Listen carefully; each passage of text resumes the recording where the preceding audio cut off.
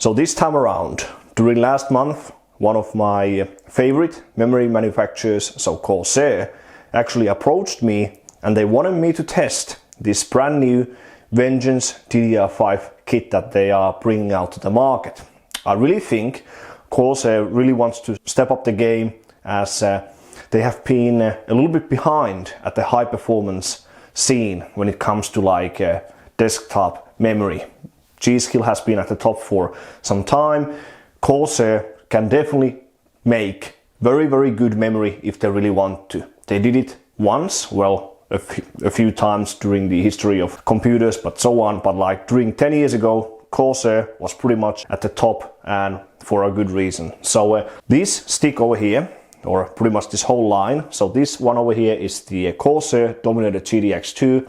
That is probably the best like high performance memory stick that ever existed in the history of like overclocking and just personal computers. That stick over there is really like a work of art. So I really hope Corsair would remake something like that, like during these coming years. That's definitely something I really would like to see. And nowadays, when it comes to like memory heatsinks are kinda a lot like look oriented. Nowadays, like RGB lights are filling like the whole scene. Like heatsink designs overall, they are not so much geared towards actual like cooling performance, but more towards looks. I really like the design of this particular like heatsink. So it actually works, it has great cooling performance, and it also looks great even with those long fins. But that's pretty much it about the history. So I think that's one of the main reasons Corsair wanted to send some of their latest like memory kits to some selected users. I'm very grateful that Corsair wanted to send me a kit. I'm definitely going to test this, and I really want to see like how it performs on some of the highest end Z690 motherboards. I will be using the Z690 DARK Kingpin, which is a 2-slot motherboard, so it only has 1 memory slot per channel. We still don't know, or well, I don't know how much 2-slot versus 4-slot design affects on the DDR5 category. On DDR3 it didn't really have much of a difference. On DDR4 with Samsung B-Die it had a very clear difference, especially at the start when we saw the first 2-slot motherboards. There the difference was huge. So I still would at least count that the 2-slot motherboards are better, so let's see. At the time of making this video, Corsair actually has a bit better like alternative already listed on their website. So they have the Dominator Platinum, I think it's Dominator Platinum, which is rated at 6400. So this is a 6000 CAS 36 kit. So if I just zoom you in, so if we look over here, so you can see 6000 megahertz, or well, it's not megahertz, it's mega transfers per second, 36, 38, 38, 74 and 1.25 volts. So these are actually based on the SK Hynix memory chips. I still don't know which chips are better for DDR5, Samsung or Hynix, but so far what I've heard, Hynix, the latest Hynix can be better at the very end. But when it only comes to like air or water daily systems, it's still a bit of a question mark which is better, Samsung or Hynix, and I would like to test that out myself. Like that's why I'm planning to obtain some kind of a Samsung based DDR5 kit and test that out myself. But anyway, so this is not 36, 36, 36 timing based kits, so it's 36, 38, 38, 74, but of course the TRAS, so the 74 can come down a lot, and 1.25 volts. The stock voltage of DDR5, like the JDEC voltage, is 1.1, but we already have kits on the market that have rated voltage at 1.25 and also at 1.35, and I think you can safely go even higher than that. But again, as DDR5 is still very new, we don't know what's the maximum like safe voltage for daily use. It's always kind of like a feeling based thing. So we might like feel that maybe 1.4 is fully safe or 1.45 and so on. But we do at least know that as the voltage delivery is a little bit different on these DDR5 sticks. So the maximum voltage you can use with the normal PMIC thingy is up to 1.435, so I would expect that that's at least still in the safe zone, so up until 1.435, but we can obviously test higher than that. I would assume like 1.45 would still be like doable for daily use, but values of 1.5 and beyond, they are more like in the test zone. Like you can use them for testing purposes, but would sound a little bit too high for normal use. Pricing wise, DDR5 kits are still quite expensive. The Corsair Dominator Platinum kit, which I just mentioned, I think it's listed at $559 or something like that. So DDR5 is still quite expensive. This is a 2x16GB kit, so 32GB in total. I think they start somewhere around between 200 and 400 euros for a kit like this. So yes, they are still very expensive. That's why many people still prefer DDR4 based motherboards and DDR4 memories with the Alder Lake CPUs, because they are easier to get and cheaper in price. But ultimately, when we go further into the future, DDR5 is obviously going to take over, and we will see much higher frequencies on DDR5, which will be faster than the DDR4. And already with the very good DDR5 kits, you can outperform most of the DDR4 stuff anyway. So what I'm interested to see with this kit is that how high can it actually go frequency wise. I think up to 7000 is theoretically possible with a very good Alder Lake IMC, and also command rate is also a very big question mark. Like, does command rate 1 work, or is it only limited to command rate 2? So command rate 1 would definitely be better, and all of these kits will be command rate 2 by default once again. But anyway, so let's open up this kit. Let's quickly check the sticks themselves, and then let's get them installed in the actual test rig once again. So those are the sticks themselves that you receive, and then just a very basic safety booklet, which we aren't going to be opening or checking out. So pretty simple, no RGB lights, just a very basic black and gray color scheme, and I think that's great as it fits most of the systems anyway. So many systems are using like black and gray or similar color scheme, so I think the Vengeance 5, these sticks look just fine from that perspective. So those are the sticks themselves, but exactly what I said, most of the modern memory sticks, it already happened with DDR4, they are geared a lot more towards looks rather than actual cooling performance. So if we put these side by side, so the highest end flagship DDR3 compared to the newest DDR5, I think this one over here looks much better, but that's just my own opinion.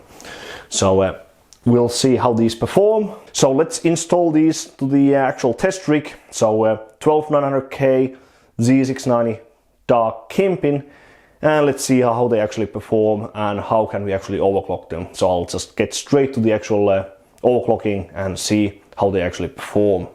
Okay, so that's a past run in HEI MemTest Pro. So we ran at full capacity, pretty much at 6400 with CAS31 and command rate 1. So this is definitely much harder than what I thought in the beginning. So you can't just go up and up by testing something like Geekbench 3, because really HEI MemTest is extremely hard with these memories. So DDR5 seems to be harder to overclock than like DDR4 Samsung B-Die. So please be aware. So now I'll save this so that I can show to you guys. So I'll just work my way up, and this is with 1.435 volts on the memory voltage. So I'm using the maximum voltage values you can use with any type of PMIC. So that's that stands for Power Management Integrated Circuit, if I'm correct. So not all sticks can go above 1.435. The thing is that there's a difference between secure and non-secure PMICs. So secure ones can only go up to that voltage, and they can usually be changed. With those, the voltage can usually be changed in 5 millivolt increments. And with non-secure power management integrated circuits that are present on individual memory sticks, you can go well above that 1.435 limit, even up to like 2.07 volts, so over 2 volts on the memory, and that's exactly what you want for overclocking use if you really want to push for overclocking tests and so on. The biggest question mark is that what is safe for daily use. I've heard, I think from some sources from g.skill and so on, that you can use like 1.45 just fine. One of the Asus in-house overclockers was using 1.5 to even 1.55 for his daily demos when he ran like 6800 with CAS32 but command rate 2. So he was using 1.55 volts on the memory, and that's quite high already. I wouldn't use 1.55 for daily use. That's what people are using for like Geekbench 3, like short duration overclocking tests. So that feels kind of high for long-term use, but this is just fine. So I think this is already quite good. So I don't have the ASRock timing configurator thingy, but we can use this one over here to check most of the sub timings. So TRFC 360 quite tight, TCKE 4. I tried CAS30, but it's quite hard. And these are the third timings. Most of them are pretty much left auto currently. So I'll try 6600. I'll just work my way up incrementally. Do not shoot for the maximum frequency straight away. That's what I did, and it didn't go very well. I could even run this test for short duration of time, even at like close to 7000, but it's very hard to get stable. So I need more time, and it's very likely that you need very high DRAM voltage. 1.35 currently on the memory controller voltage, but this is like at least a good starting point. So I will just save these settings and I'll just raise the frequency. And okay, that's a past run now at 6600. So hold on a bit, so I'll open up CPU Z and so on. All of the sub timings are pretty much the same. I manually saved them actually, and now the only difference is that I set the TRCD and TRP to 39.